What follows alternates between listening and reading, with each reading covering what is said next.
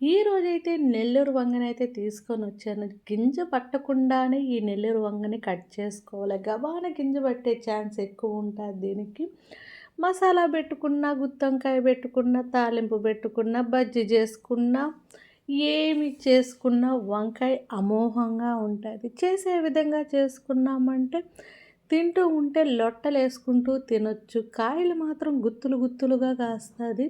మనం వీటిని పెంచాలే గానీ ఈసారి నుంచి మనం నెల్లూరు వంగని, రకరకాల వంగల్ని మనం ట్రై చేద్దాంలే అని నేను అనుకుంటూ ఉన్నాను.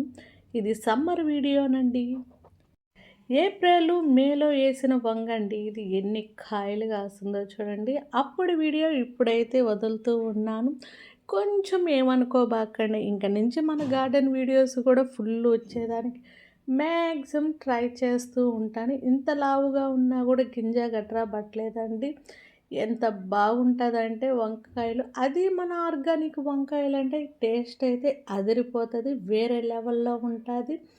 ఈరోజైతే ఈ వంగని మనం ఏం చేద్దాం అనుకున్నామంటే వంకాయ మామిడికాయ పులుసు పెట్టుకున్నామో నా సామిరంగా ఒక 2 కోడిగుడ్లు ఘాట్లు పెట్టి అలా వేసి ఇలా కలుపుకొని ఇలా ముద్ద ముద్ద తింటూ ఉంటే బ్రహ్మాండంగా ఉంటుంది. ఏమంటారు?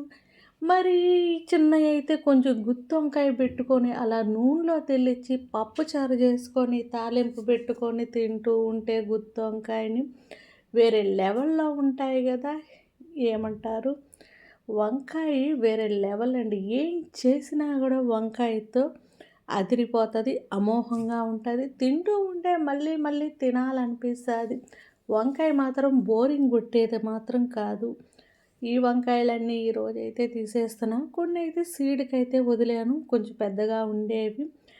ఇలా ఉంది కదా మన వంగ. ఇవైతే మనం ఆల్రెడీ పెరికేసినామనుకోండి. ఇది సమ్మర్ క్లిప్పింగు ఇప్పుడు వదిలాను.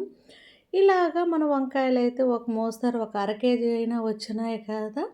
చూడండి ఎక్కడ లావుగా ఉన్నా కూడా గింజ గట్రా ఏమీ పట్టలేదు.